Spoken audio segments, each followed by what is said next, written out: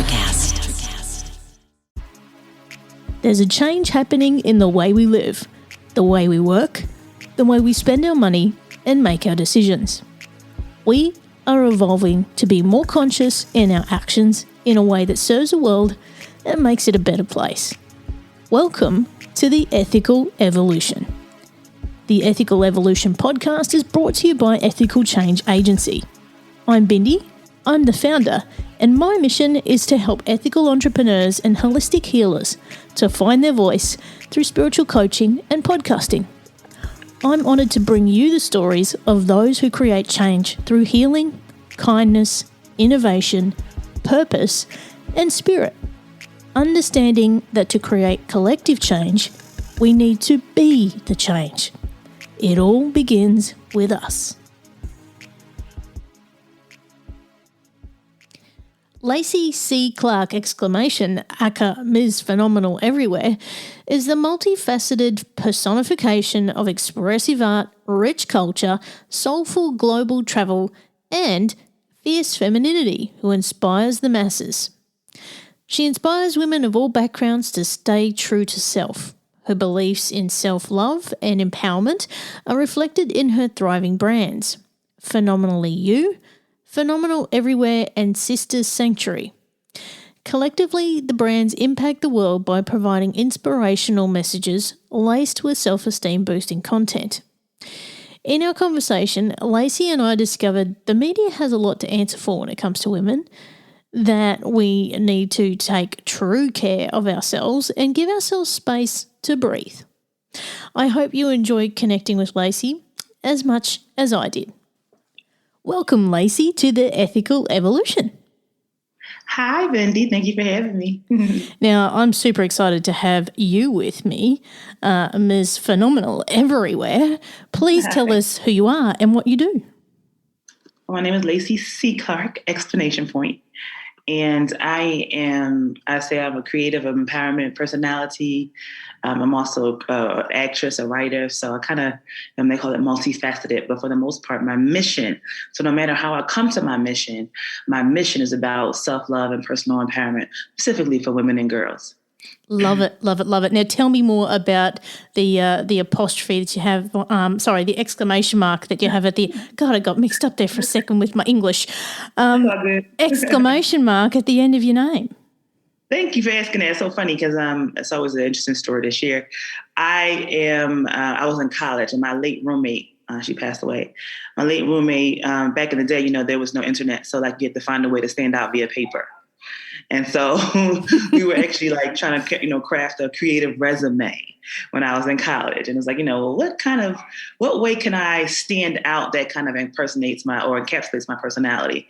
It's you're really, really passionate and you're dynamic. And it's you should put an explanation point after your name.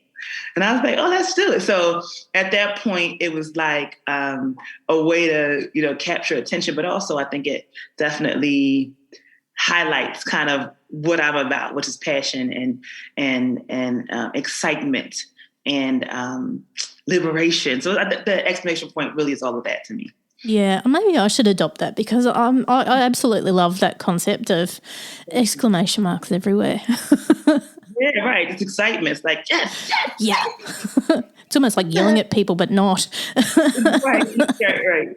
But making sure that you're there. And I'm also, again, I studied as an actress and a theater person. So, definitely was really important to stand out in that way too. So tell us a bit about, the work that you do, particularly with young women that are starting out in college and trying to find their feet. Oh, good question. So I've been doing personal empowerment work for young women for over 20 years. And I've done it with various audiences. Right now, the audience that I have a brand new product for is college and college-bound girls. And the product is called Phenomenally You. And the intention of the product is to support young women in transitioning, making a healthy transition from high school to college, from girlhood to womanhood. Because as you know, that's a really major transition that I believe does not have enough support around it. It prepares them socially and emotionally. So of course, you may have a really smart daughter and she may be really, great in certain experiences, but when it comes down to those dynamics on campus, when you're talking about peer pressure and relationships and sexuality and all those things that come up as you transition from that girlhood or being in high school and being governed by your parents to transition into college and being governed or governing yourself, is what the Phenomenally You 8S empowerment system really supports young women in doing. Yeah, and, there's two sides of the coin, isn't there, in that, we get the book smarts, but we don't get the street smarts, like when we get out into the big bad world, it's like, oh my God, how do I deal with all this other stuff that they don't teach me about? But then on the other side, as a parent, particularly as a mother, you're like, oh my God, how do I support her through this, knowing what I know and what I've been through? Right. And the interesting thing about that is, you now have to start to trust that what you gave her is going to kind of last in those moments. But I think that, she's going to be tested by things that are current that mom didn't have to go through. And so one of the S's that I have in the 8S empowerment system is called social media. So we talk about, and mom has her relationship with social media, but the daughter has another, right? And we all know how powerful it is. And we all know that there could be a moment that happens with this young woman that can destroy her life. And is she, conscious of that at all times? And so social media, the S in social media talks about how young women can be cognizant of how to use social media to be a success, not only in college, but in life, but also how social media can also be a downfall. You know what I mean? How you can post the wrong thing and, a recruiter or someone's watching you and it's like, oh, no, this is not the person I want to work with, and say no.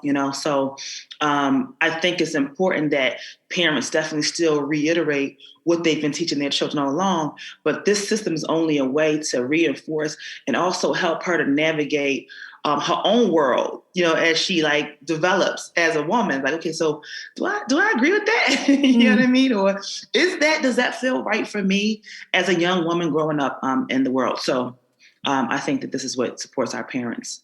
It supports them as well. Yeah. So what inspired you, Lacey, to even begin to help other, women through self-esteem issues and to actually be a powerful woman like yourself? Well, thank you, Lindy. Wow. So when I was young, so my company is called Sister Sanctuary. And so when I was young, I was very, very heavily influenced by the media. And I had a lot of cultural support. But as a young woman growing up, I grew up in Philadelphia. So people like Jill Scott, people like Kevin Hart, people like Bill Cosby. This is the North Philadelphia area, Jasmine Sullivan, et cetera. It was my mother was a really powerful figure in my life. And I got some cultural support. However, what I saw in the media said, if you wanted to be a successful woman, it looked like this. And a lot of times it was sexual. It was a sexual kind of, presentation. You need to know how to seduce, as a young person. You know what I mean? This is what I was getting specifically through the music and media, et cetera. And so I would see young women coming after me. Like when I came back from college, I would see young women coming after me with the same struggles with, is this what it's like to be? Should I do this? Do I need to wear this? You know what I mean? Should these men talk to me this way? Should I have greater respect for myself? Should I create all those things that I kind of grappled with as a young woman. And so I created my company, Sister Sanctuary. And the intention was to create a sanctuary for young women to discover, learn, and embrace self-love. That was the intention. And so I would do seminars and workshops and speaking engagements and summits. I have books and things of that sort that would cultivate the environment of self-love for women. I love it. Absolutely love it. And, in doing that, what kind of change have you seen in the women that you've worked with? Yeah, great question. And so the very first thing I started out doing was I called it an inner beauty party. It was actually a tea party. It was for women. And the structure of the event was really asking those self-reflective questions, right? So, So we would have different conversations about body image and conversations about relationships with our mother and mother-daughter relationships, father-daughter relationships. So we had these different kind of topics. And so faithful people who came, were really asked those real questions and had a real conversation with other intergenerational women. So they were able to hear, how did I, learn how to love men by being with, not having a relationship with my father? How did I learn how to respect other women with my relationship with my mother? So to answer your question, some of the testimonials I've gotten is that people have chosen healthier partners. Yeah. because to me, self-love is the foundation of everything. Right? Like it governs how you do everything, relationships and finances, and how where you're going to school and where you're going to live and what you're going to do, because you want to be in alignment with yourself. You want to be in integrity with yourself. And so that's just this one example. But in terms of, Phenomenal You and this young women experience, because again, I've worked with different age ranges and different target markets. I've had young women tell me that, going to college created a lot of anxiety. And as you understand, anxiety leads to depression and all these other kind of issues. And so by having a blueprint or having a framework, an 8S framework, young women are able to create healthier patterns within their college experience. So one of the things I talk about in the self-respect S is self-love day. So I say, for self-love day. Now, I talk about self-love day being the 13th of every month, but if it's not able to be that day because, of course, tests and things of that sort, creating a day where you stop everything and you give back to yourself, and really anchoring in that and committing to that. And that simple practice of just stopping and committing to yourself for that one day a month. Now, you could do it once a week, whatever time allows, really create space for healthier engagement.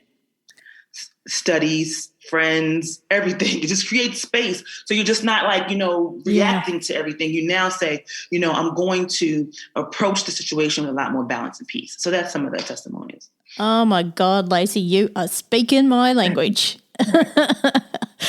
I've adopted self-care Sundays. So it's Sunday here. So today is self-care Sunday. So, and that can be whatever I want it to be. So I completely love that idea of, self-love day, and putting it in the calendar, blocking it out and making it your time. I see so many women who are so burnt out and they don't care about themselves. They're not even connected to themselves. And they just don't know what to do with themselves. So it's just, I love what you're doing, and I really, really resonate with that. So thank you for helping women in that respect. It's just amazing. Thank you for that compliment. I appreciate that. Thank you. Now tell me about the 8 S's. What are they? So the 8 S's of Phenomenally You. And let me just give you a little bit of backdrop, and I'll give you the 8 S's. And so it was 3 S's first. So we did a summit, and it was called Phenomenally You, three candid conversations for mothers and daughters in the reality TV era. And so my whole background was like media. So it's like always a media focus. So reality TV was huge. Then the housewives of this and the la la la la. And so I wanted to create a conversation with the community about, well, how are we defining these 3 S? The first 3. The first 3 was sex, self-respect, and success. So what does that mean today? That was the conversation that I wanted to have with mothers and daughters. And these were like teen daughters, young women, you know what I mean, who obviously were consuming this content. And so those are the first 3 S's. And those first 3 S's really created a dialogue that, made us, again, self-reflect on why we're consuming this this content via media. And now the question becomes, how are we processing it? And how are we redefining our culture based on what we're consuming and seeing all these women fight, nitpick, tear each other down, in these fabulous ball gowns, but ripping each other's hair out and backbite. I mean, it was just, you know what I mean? So anyway, so those are the first 3 S's. So that's how the Phenomenally You 3 S came out. So the other S's are, so we got sex. This is not in order, but I'm just giving you the first 3 and then I'm going to tell you the rest. So we got sex, self-respect, success. social media, we have smarts, we have service, we have sisterhood. So sisterhood is a powerful one because I really wanted to edify that the culture that was being, again, I don't even say recreated, but reinforced, because it's always like, women against each other, right? How do we edify sisterhood in this now climate of, competition and turning each other down and saying that, I'm better than you, and, all the stuff that kind of tears us down as women. So the sisterhood S, I love so much. I mean, I love all of the S's because it just talks about really making that a focus as you move about your college experience or life. Like, how can I start to bond with other women to help me, as opposed to, oh, she's not as great as I am, or whatever the case is. You know what I mean? Yeah, and when you think about it, reality TV and social media have so much to answer for. But Absolutely. But women particularly aren't taught on what they do with that. Like, it can redefine their culture and how they fit in with others, or how they feel about themselves. So it can completely impact their self-esteem. Like, social media alone, my gosh, let's not even talk about that. That's a whole other podcast. But 100%. And to your point as well, when women are competing against each other, when we've got that comparisonitis going on, or we're fighting against each other, like we're putting on this front, but then we're fighting against each other. Oh my gosh, I have seen the incredible things women can do when they actually work together and collaborate. Women are the greatest collaborators and innovators on the earth. When we join together, we can change the world. 100%. I mean, we came in changing the world like that. You know what I mean? Like, and I think it's so many things you said that I wanted to make a point to. Let me back up and I'm gonna come up to that. One of the things I wanted to say is that, they had a recent study with Facebook and Instagram. It was like they got grilled about how social media impacts young people. You know what I mean? And how it affects their self-image and their self-esteem and their self-worth. And they were really trying to put them on the hook for the reactions that young people have been getting and being about as they consume and be a part of social media. So it's scientifically proven to have made an impact on our young people and how they think about themselves and their self-esteem 100%. So I want to say that for sure. The other thing I want to say that you mentioned was, the idea of womanhood. So I don't know if you know that the concept of belly dancing. So everybody thinks of belly dancing as this sexual thing, it's very sensual and all the above, but belly dancing was a dance for a collective of women. And it was a dance for a collective of women because it was all about creating sisterhood and community around child rearing. You know what I mean? So it was turned into this, sexualized, sensualized thing, even though it is sensual and beautiful. But my point is, the collective of women coming together, and being in community and in sisterhood definitely is what's impactful to our planet. It affects our children and how we raise the children. It affects how we raise, we communicate with each other in our relationships and our jobs. So I just think that the edification of learning how to uplift our greatness as women really benefits the world.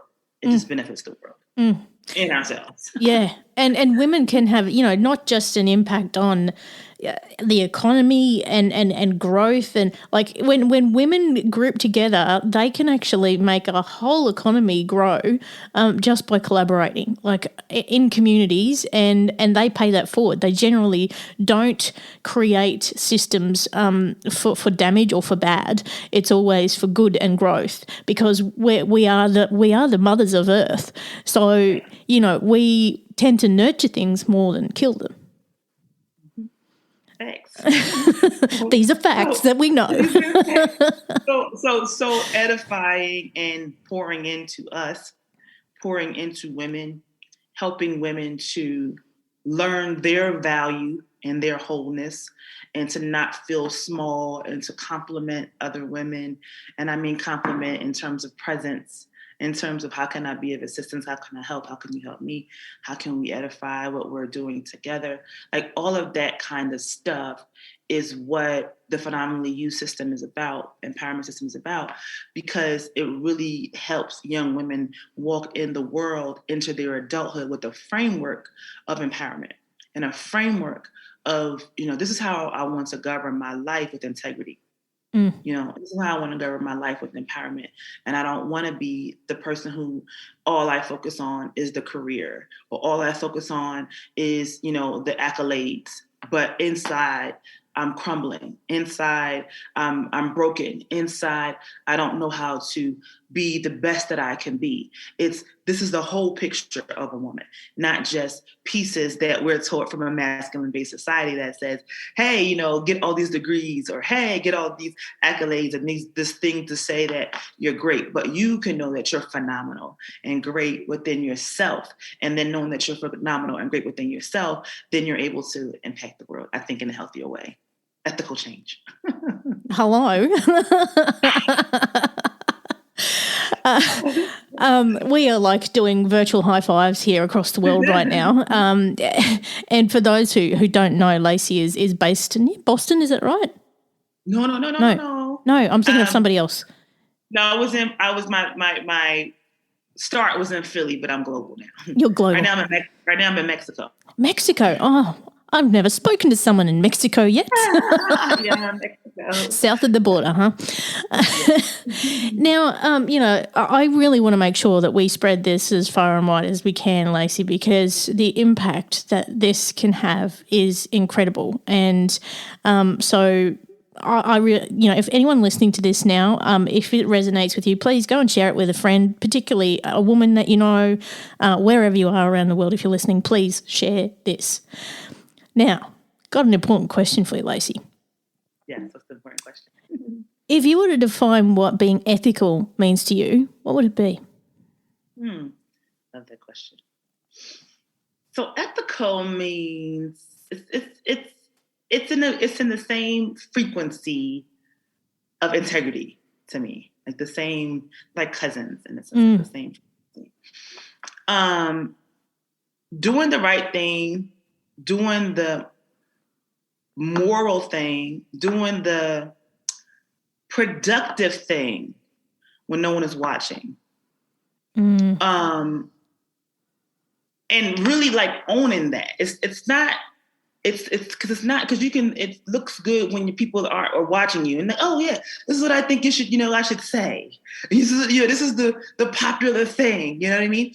But to me, being ethical is like, and see, right and wrong is relative in certain places. But what I'm trying to refine it in a sense that it's really about owning the best, I think, for humanity or your community in a way that is complementary to others. And the key word I want to keep focused on is owning that, because it may sound good, but do you really believe it? I think that's what being ethical is about. Yeah, I couldn't agree more.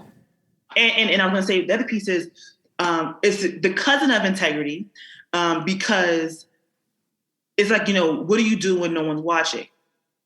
And I think, being in alignment with that. So it's like all connected. And so that the success S in Phenomenally You discusses that. Like, what is integrity to you as a young person? Like, really start thinking about that. Like, what does that mean? Because, you get, as women, as people trying to chase success, we get in these situations that are unethical because we want to be successful. And as an adult woman, I know many stories like this. You get what I'm saying? So I hope that young people can begin to think about the boundaries they will begin to create to be as ethical as possible, to be as in integrity with themselves as possible, and not just chase that carrot that says, when you get this, you'll be valuable. Like, you're already valuable, and now you can create the valuable world you want to live. I reckon you should do a TED Talk on that. Thank you. Okay. No, I couldn't agree more. Particularly with young people, I tend to think they're a little bit more conscious than probably my generation was, to be honest with you. And they care a bit more about the planet. They care a bit more about others in general. But, you know, it's when the ego gets in the way that's when we start to let go of ethics. That's my experience. And yeah, just like you've demonstrated there, when you're going for that carrot, you tend to push all the things that matter to you aside for that carrot. Absolutely. Absolutely.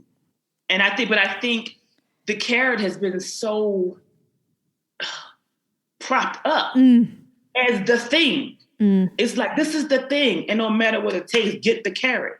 And it's like, when you're really looking at the whole of yourself and the whole of your life, it's like, is the carrot really what you want? Is the carrot really the thing? You know what I mean? Is that going to have you healthy and whole and happy? Is that going to help you with the life you really want? Not what they say. Again, defining success is one of the S's. Not what they say success is, but what is success to you? Exactly. You know what I mean? Yeah. And you'd probably no doubt see that in a lot of young women, is that what they're saying is not exactly what they're feeling. Like they're just being driven by what they're conditioned by and what their peers are saying, what their family's saying, what society's saying, instead of deep down in their heart, what is it they truly want? What do you want to say? And most of the time, they don't get asked that. They don't get asked, what do you truly want? And half the time, they don't know the answer. Right, because of everything you just said. Yeah. So little tools like the self-love day, the self-care Sunday you talked about, are the tools that begin to start creating space for that conversation with self. Because if you're always running around, and if you're always doing and chasing that carrot and trying to be miss it and miss this and you know what I mean, all the above, and you're just doing, not being, but doing, you're in that vibration, you get the same results. So that tool of just taking the breath, just taking the space to just silence everything and focus on self. I'm going to spend time with myself today. You know what I mean? Really create the space for defining that question for self. Now, Lacey, if there's a young woman listening who really doesn't know where to start when it comes to taking care of herself and believing in herself and letting go of all the traps of society, what advice would you give to her? Great question. Love that question. Slow down, and create space for yourself. Because as a woman with all the demands, now let's say you end up, marrying with children and you have a career and there's so many things that get piled onto women as they grow into adulthood. And so I would say, as a young woman, slow down and be intentional about the life you want to create. Because so many of us have not slowed down. Slowed down enough to ask that question. And we haven't slowed down enough to say, no, I'm going to choose differently. I'm not just going to be a character in my life, and I'm not writing the script. I love that. And it's a thing I often say to women that I coach is, this is your story. You write it, turn the page. It's a clean new day. You are in control of the chapter. Just turn the page and write a new story. And 100%. We are the stories that we tell ourselves. Yes.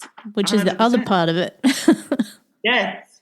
And I think, again, slowing down, you can start to hear what stories you're telling yourself. Because if you're just ripping and running and you're just doing and this is that, you don't even know what's going on. So it's like, oh, stop and slow down.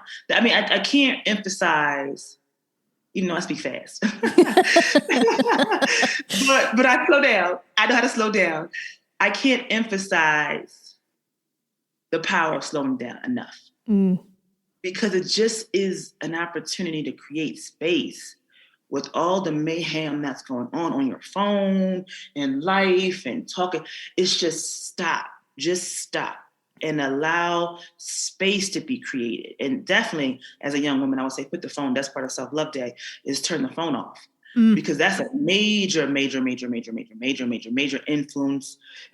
the mind, influencing the thinking and all the above. So that's slowing down and stopping with the phone and putting that down as well. Absolutely. And you know, even for myself, I've, you know, worked in digital for 20 years and, you know, been part of that foundation piece in social media. And even for me now, just to look at something like Facebook, there's an energy of hustle underneath it that sometimes I just get the phone, I'm like, you need to get away from me right now because it just makes me get a bit stabby. So just putting the phone down, stepping away from social media, stepping away from the notifications and all of the busyness and the noise, you can actually breathe again. You know, and there's studies been done around, you know, just taking 2 minutes. 2 minutes is all it takes of mindfulness, of stopping and breathing and focusing on yourself can reduce your heart rate, can increase your oxygen levels, and just generally make you feel like a more human person. Just letting go of all of this tech and media that surrounds you and pulls you down. Yeah, man, because it's so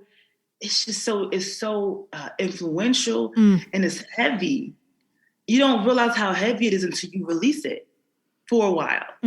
So what you just said was very powerful because it's like, man, like just those 2 minutes can help you. It can be the decision between wanting to hurt somebody and like not, you know, and going to jail and like not, or you know what I mean? The decision to like, you know, driving down in the car and like, you know, wanting to crash into the back of something, you know what I mean? And like not, or I mean, just people are in jail right now. People are harmed right now because they didn't take the time to just stop. So what you're talking about not only saves your sanity, but saves lives. Yep. Because you're now getting back in the power position and you're not allowing that outside force to then dictate your emotions. And that's the biggest piece. All of this stuff that's happening in social media and in tech, like you said, and all the above, is really dictating, you know, how you should respond emotionally. Oh, I should be mad about this. I should be upset about that. Oh, yeah. It's just every day. Yep. Every single day, there's something to be mad at. You know what I mean? Like, this is crazy. You're just out of control. And so those 2 minutes, like you said, powerful. Take a grip. Get a grip of yourself. I mean, there's a psychology underneath all this. It's pretty much become an age of outrage, you know. We've all got to be pissed off about something. But you know what? We have a choice. We have a choice in how we react. Praise Jesus. I think we just need to stop and realize we have a choice. We're not just going through the motions of our lives. We need to live them. Decide. Yeah. Make a decision. Who are you going to be? You have the power to make that decision and you have a choice. That's 100% correct. And I think that's what empowerment means to me. That's what phenomenality is to me. Like that's everything you just said is like, I don't have to just be at the beck and whim of, you know, what everybody else is doing. I can decide. I can create space for myself. I can create my own reality. I can value myself. I can create my own phenomenality. And so, yeah. And you can have your own opinions too that don't have to necessarily be someone else's. Right. You can stand in your own truth, your own integrity. Exactly. Now, Lacey, if people want to find out more about you, where can they go? So if you want to have the Phenomenally You AS empowerment system in your life, you can go to phenomenallyu.com. Phenomenally-u.com. And U is the letter U as in university. So phenomenally-u.com. I'm also on Instagram. More and more. I'm working on getting on Instagram more and more. So I would say you can go to my Instagram and connect with me there. And that's Lacey C Clark, Lacey CLARK. Did they let you have the exclamation on Insta? They don't. Oh. No, don't. Facebook doesn't let me have it. Like only letters. I'm like, it's part of my name. It's part of your trademark, man. What the hell? Right, they won't let me have it. So yeah, I'm on Instagram in that way. Social, Lacey C Clark. No explanation for me. Now, Lacey, the energy I've got with you at the moment is just absolutely beaming, and I have loved every single second being with you today. But before I let you go, can you tell us what's the change you'd like to see in the world, and how can we bring it to life? I would like to see more people embracing self-love. And I think, because it addresses everything that we said, the anxiety, the depression, it addresses the violence, in my opinion, and it addresses the chaos, the unethical experiences. It addresses so many things. And so I would like to see more people practice self-love. And so how can we bring it about in the world? I think, like we said, we talked about those first 2 minutes, just to be able to create space for yourself in a world of chaos. Just create space for yourself. But definitely, if you're looking to go deeper and support specifically young women, I would definitely say, Phenomenally You, or any other avenues that will help people to self-reflect. That's the biggest thing. And to take time to self-reflect and to think about, why do I do this? Or do I really want to do this? Or I think that's what COVID asked for a lot of people. Do I really want to do this? Is this really what's integrity within myself? Am I the most happiest? Am I happiest here? Does this bring about joy? And so all of that to me is in the family and the energy of self-love, because it just helps people to feel whole and beautiful and a lot more peaceful. And that changes the world, in my opinion. And I guess that's, the whole mission of this is it starts with us. If we want to be the change, it starts with us. And the other thing that's really sort of floated up for me through our entire discussion has been, healed humans heal humans, just as hurt humans hurt humans. 100%. Yeah. So I think when we help ourselves, we help everyone else. Agree. Agree. And you have, and not only that, so it's not even like a conscious thing. It's energetic. It's frequency. It's you know what I mean. It's vibrationally. You change the space that you come into, because you're not acquiescing to the chaos and confusion. You're basically saying, I'm creating a standard here, and this standard and this vibration is helping others. So 120,000%. Oh, Lacey, you are an absolute joy. Thank you so much for being a part of the Ethical Evolution. Thank you for having me. I really appreciated being here. Thanks for listening to the Ethical Evolution podcast. If you're ready to be the change and would love to work with me on finding your voice through spiritual coaching or creating your own podcast with impact, visit ethicalchangeagency.com.